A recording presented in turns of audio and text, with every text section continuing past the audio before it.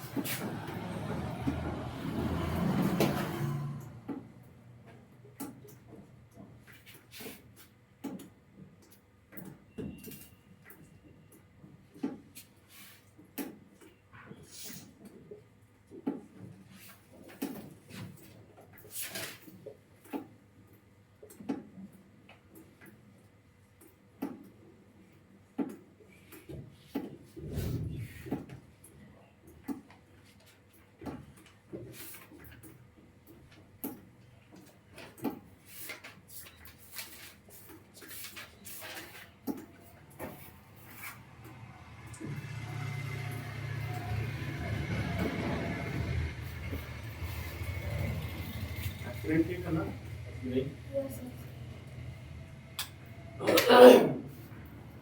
अब देखिए ध्यान से लिख रहे हैं तो अच्छे से समझिए उसको, ठीक है?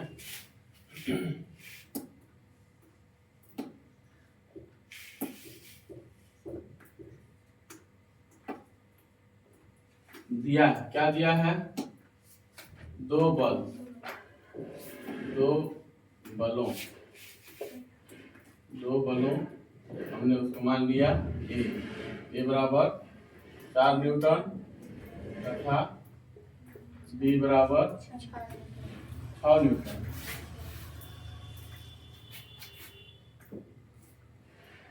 कितने डिग्री कोण पे हैं? 60 डिग्री के कोण पर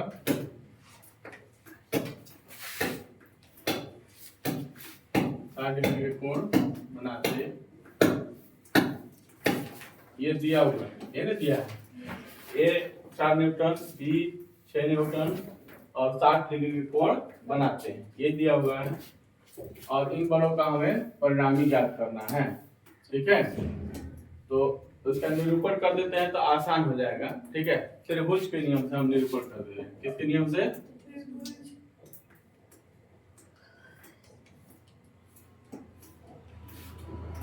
सदिशों के संयोग कह सकते हैं या योग भी कह सकते हैं। इसका मतलब है जोड़ना, ठीक है?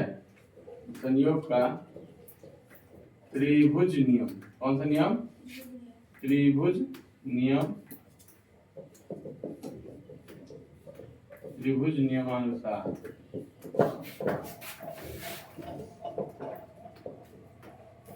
बलों का निरूपण निम्न है। अब इसके नीचे हम बना दे रहे हैं। तो मान लीजिए कि एक ये सदिश है आपका ऐसे यहाँ पे, ठीक है?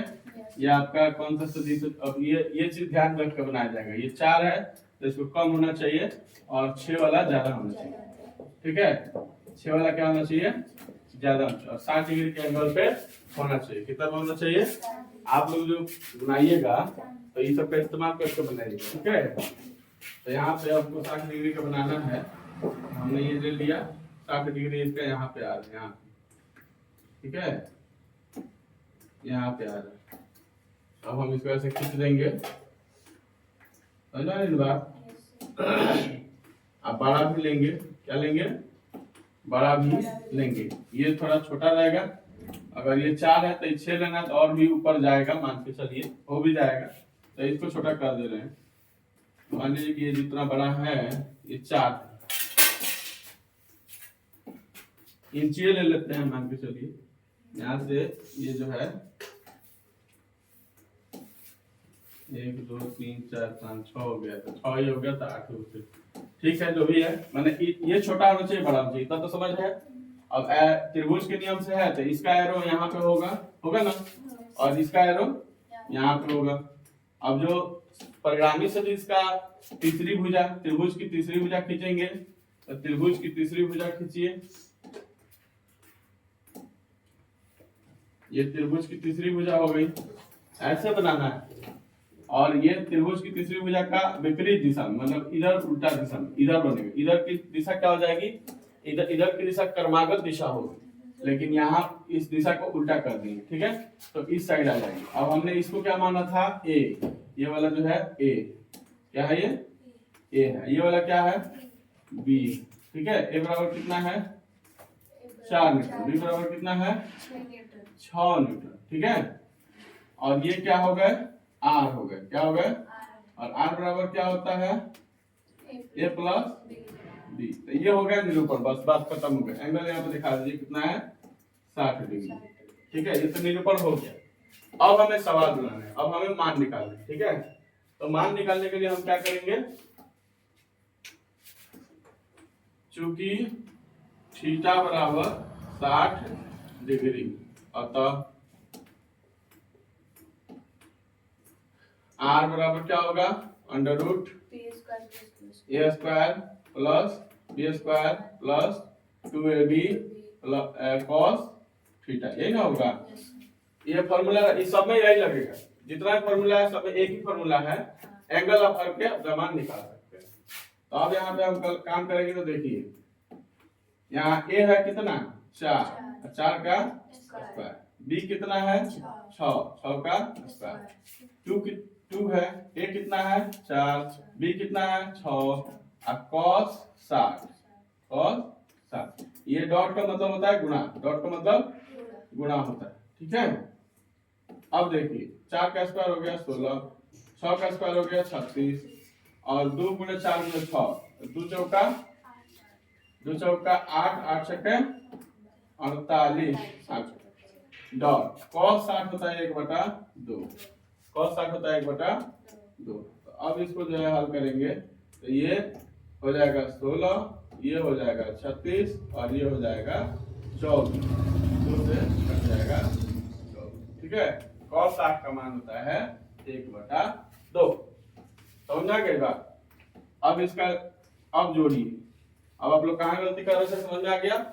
अब इसको जो है जोड़िए, तो 4 और 6 10 और 6 16, हाथ में 1 2 और 3 5 और 1 6 1 7, अंडर रूट 76 आया है। इसका हम लोग वर्गमूल करके इसका मान निकाल लेंगे। ठीक है, तो वर्गमूल करेंगे तो इसका मान लगभग आ जाएगा, कितना आएगा देखिए 8 बटे 64 होता है ना, तो 8 से प्लस में जाएगा, इतना तो समझ में आ रहा है। 8 बटे 64 में 64 का वर्ग 8 होता है, तो 64 से ज्यादा है ना 76, 8 प्लस नहीं आएगा, और 9 का कितना हो जाएगा 81, यानी 8 और 9 के बीच में है। इतना तो दिमाग में आ गया, 8 और 9 के बीच में। तो जैसे मान लीजिए अपना ऑप्शनल क्वेश्चन दिया हो, तो उस समय वर्गमूल निकालने की जरूरत नहीं है, यही समझ लेना है कि 8 और 9 के बीच में ये होगा, तो ऑप्शन दिया होगा अगर 8 और 9 के बीच में कोई है तो वही मार देंगे। समझना के बाद तो यहाँ पे निकालेंगे तो निकल जाएगा 8.7, 8.72, यही आएगा न्यूटन। ठीक है, तो ये तो हो गया। अब पूछ रहा है किस दिशा में, दिशा भी ज्ञात करना है, यानी अल्फा ज्ञात करना है, दिशा माने अल्फा। तो ये आप लोग लिख लिए हैं, इसको लिखे तो हम अल्फा भी बता देते हैं, जल्दी लिखिए। अब इस तरह का क्वेश्चन दे तो बन जाएगा। अब हम अपने से दे देते हैं क्वेश्चन, हजारों क्वेश्चन है, एगो दुगो नहीं, आप अपने से खुद क्वेश्चन बना लीजिएगा। ए ले लीजिएगा 6, बी ले लीजिएगा 10, ए ले लीजिएगा 8, बी ले लीजिएगा 12, बस मान लीजिए कुछ भी ले सकते हैं। एंगल भी 45 30 60 120 कुछ भी ले सकते हैं। ठीक है, उसका मान भर सकते हैं, कोई मसला नहीं। तो फिलहाल 0 से 90 के बीच में ही लीजिएगा तो ज्यादा बेहतर है, या 0 से 180 के बीच में मान लीजिए। ठीक है,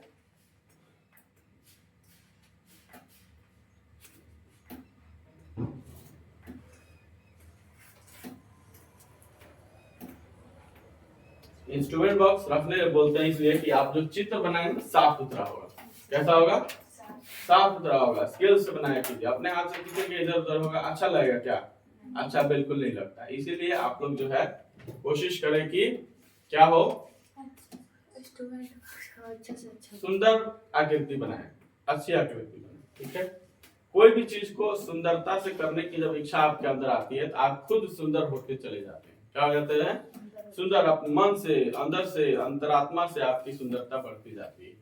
एक होता है ये जो ऊपर से दिख रहा है इसकी सुंदरता, अब ये तो हम बना नहीं सकते, ये तो खुदा ने जो बनाया सो बनाया। अब रह गया एक अपने कार्य की सुंदरता, जो हमारे मन की सुंदरता है, जिससे हम हर चीज करते हैं। जैसे खाना बनाना है तो खाना बनाने की भी सुंदरता होती है। तो अगर बढ़िया से बनाएंगे, अपने मन से पूरा बनाएंगे, दिल से बनाएंगे, एक ही आदमी दो तरह से खाना बना सकता है। एक ही आदमी दो तरह से कार्य को कर सकता है, एक अच्छे ढंग से कर सकता है, एक खराब ढंग से कर सकता है। तो आप जो है अच्छाई को चुनेंगे। ठीक है, हमेशा रास्ता किधर का रहेगा? अच्छाई। कोई आपके साथ गलत भी करे तो भी अच्छाई का रास्ता चुनिए, क्योंकि आप अच्छे हैं, आप अच्छे बनना है आपको, इसलिए। तो ये चीज हो गया। अब इसका जो है हम लोग निकालेंगे। तो किसकी बात कर रहा है वो? किसकी बात कर रहा है? इसकी और इसके बीच के एंगल की बात कर रहा है। ये एंगल बताना है कि ये आर जो है कहाँ है। आर जो है हमेशा ए के ऊपर बनता है, ये ए के ऊपर। तो आर और ए के बीच में एंगल जो ये निकालना है हमको, अल्फा बराबर 1। समझा के बाद यही हमको निकालना है। मिटाए